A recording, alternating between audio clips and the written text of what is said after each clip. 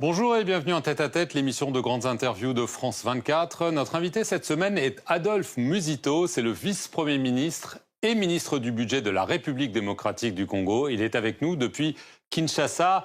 Monsieur le vice-premier ministre, merci. Merci.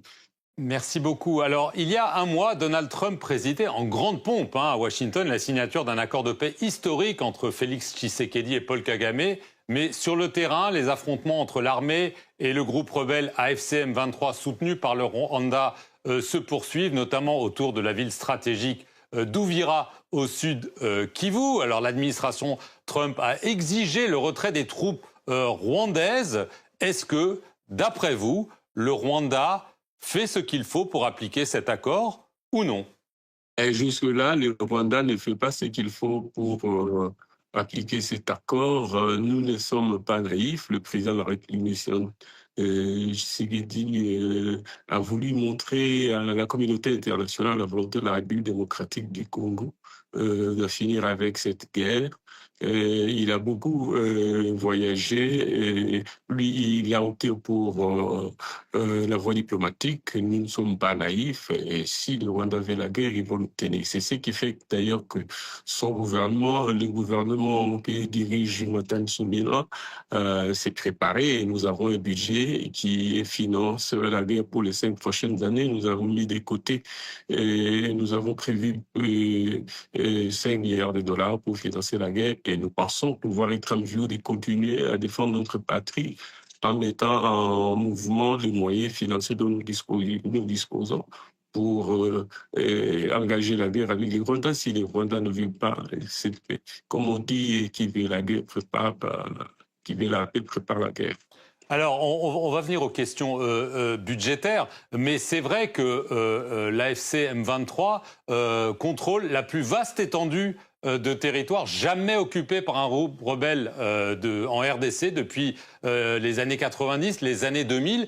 Et si jamais les rebelles décident d'aller vers le sud, c'est-à-dire vers la riche région minière du Katanga, est-ce que vous ne craignez pas un risque de déstabilisation du pays? Eh bien, nous avons signé l'accord pour qu'avec les Rwandais, nous retrouvions la voie de la paix. Et si les Rwandais ne veulent pas comprendre, nous préparons véritablement, comme je viens de vous l'indiquer, nous avons le moyen financier, nous sommes en train de préparer nos armées à cet effet.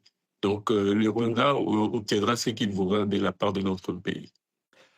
Alors, il y a eu évidemment cet accord de paix, qui visiblement semble aller nulle part, mais il y a eu aussi un accord sur les minerais. Il y a eu plusieurs accords. Il y a eu un accord entre Washington, le Rwanda et la RDC, et il y a eu un accord entre la RDC et Washington et les États-Unis, l'administration Trump, pour savoir exactement comment les minerais, les terres rares seront exploités. Et il y a beaucoup de mystères autour. Pourquoi ne pas dire ce qu'il y a dans cet accord? Pourquoi ne pas le rendre public? L'accord justice reste au niveau de principe. Bientôt, évidemment, nous sommes mis d'accord avec les Américains pour que nous puissions identifier les projets pour lesquels nous allons mobiliser les ressources nécessaires de la part des partenaires étrangers, c'est-à-dire des Américains. Et là-dessus, nous y travaillons pour identifier les priorités. Je pense que bientôt, ça va être publié. Alors, parce qu'on parle d'une liste de sites qui seront exploités en priorité par les entreprises américaines, c'est cela, c'est-à-dire que vous allez identifier des richesses et vous allez dire aux Américains, servez-vous les premiers, c'est ça? Non, il ne s'agit pas de ça. Nous avons un programme, nous avons un projet, et nous sommes en train d'évaluer ce que représentent ces minéraux et nous voulons un partenariat win-win avec les entreprises américaines et bien d'autres, y compris les Européens, pourquoi pas. Mais quand on voit Donald Trump, par exemple, au Venezuela, il affirme très clairement, sans se cacher, que ce qu'il veut, c'est les richesses du Venezuela, à savoir le pétrole. On peut donc imaginer qu'avec la RDC, il veut les richesses et pas forcément un partenariat win-win, un partenariat win, mais pour lui seulement. Non, Mais les Américains ne peuvent pas décider de ce qu'ils veulent. C'est nous, ensemble avec, qui allons décider quels sont les projets qui les intéressent, quels sont les projets qui nous intéressent. Le reste, ça va être win-win, bien entendu. Bien entendu, c'est pas forcément le cas, hein. On fait des comparaisons avec un contrat qui avait été appelé le contrat du siècle entre la RDC et la Chine en 2008. C'était Joseph Kabila qui était président, hein. Vous avez été son Premier ministre pendant de nombreuses années. On se souvient, la RDC offrait à la Chine des minerais contre la construction d'infrastructures. D'après tous les observateurs et d'après des audits, c'est la Chine qui en a bénéficié, pas la RDC. Est-ce qu'on ne court pas le même risque, monsieur le ministre ? Nous ne courons pas le même risque. D'abord, s'agissant du programme avec le Chinois, nous avons fait un contrat qui peut faire l'objet d'une révisitation.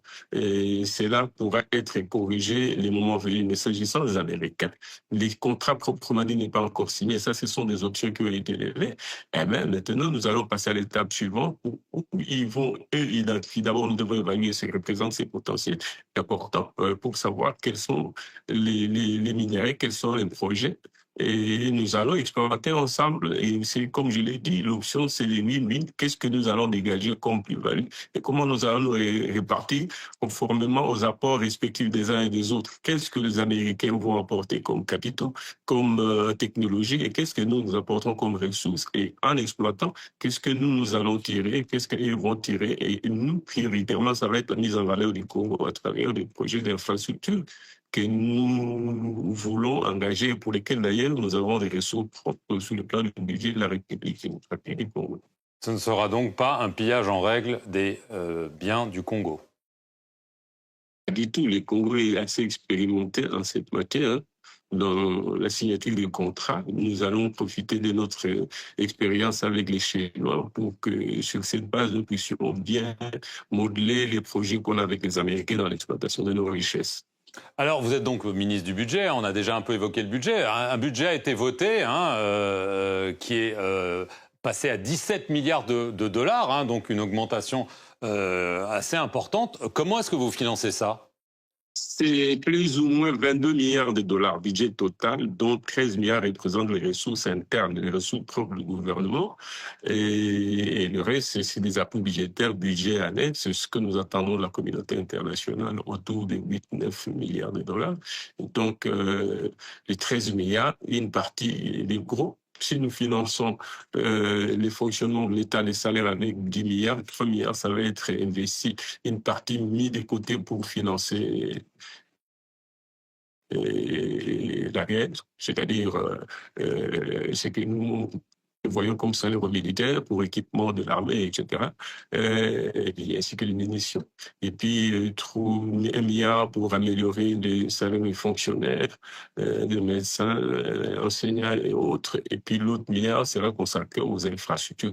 Sur les 5 prochaines années, nous prévoyons uniquement pour les infrastructures plus ou moins 17-18 milliards de dollars que nous consacrons au financement de la construction de routes et la construction de chemins de fer, etc.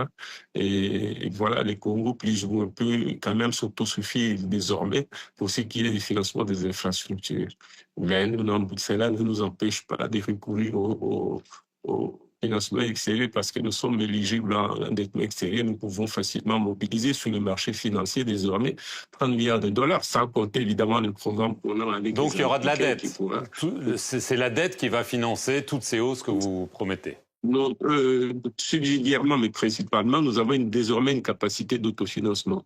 Nous avons aujourd'hui un PIB qui approche, si vous voulez, 110 milliards de dollars. Nous avons une pression fiscale autour des 13-14% qui va aller vers 17%, qui est largement en deçà de la moyenne africaine, ce qui nous permettra de dégager de quoi financer les infrastructures désormais et financer la guerre. Déjà, sur les 5 prochaines années, nous pouvons dégager 5 milliards pour financer la guerre si Kagame ne veut pas de la paix que nous préconisons, écrivant tout ce qu'il dit, ainsi que sa Premier ministre se bat beaucoup sur le plan international pour que diplomatiquement nous puissions résoudre cette question de l'Est. Nous sommes ouverts à l'exploitation des richesses du Congo. Et le président de ce qu'il dit, nous ne voyons pas pourquoi les les Rwandais ne pourraient pas participer à l'exploitation des richesses du Congo, mais en respectant les apports des uns et des autres et en respectant la souveraineté du Congo. C'est une opération win-win. Nous le faisons avec les Américains, pourquoi pas avec un pays africain qui est le Rwanda. Et voilà, donc c'est du win-win. Voilà. Si c'est nécessaire que le Rwanda sait qu'il faisait, qu'il obtenait par la rapide, par la fraude, il peut l'obtenir dans le cadre de cet accord que nous avons parrainé les Américains. Ce serait tant mieux. Rapidement, je le disais, plus tôt, vous, de 2008 à 2012, vous avez été le Premier ministre d'un certain Joseph Kabila. Le 25 août dernier, le ministère public a requis contre lui la peine de mort pour crimes de guerre et trahison en raison de ses liens présumés avec les rebelles de la FCM 23 et du Rwanda. Est-ce que vous considérez que Joseph Kabila est un ennemi de la RDC ? Il n'est pas un ennemi de la RDC. Mais enfin, disons que moi, j'ai interdit de commenter une décision de justice. Nous sommes un pays en guerre. C'est la justice militaire qui s'est prononcée là-dessus. Je m'interdis tout commentaire. Et s'il est arrêté, il doit être exécuté ? Ben, connaissant Tshisekedi, je ne le vois pas faire cela, mais je vous dis que je ne veux pas me mêler des questions de justice. Je m'interdis tout commentaire à ces propos. Adolphe Musito, merci beaucoup d'avoir répondu aux questions de France 24 depuis Kinshasa.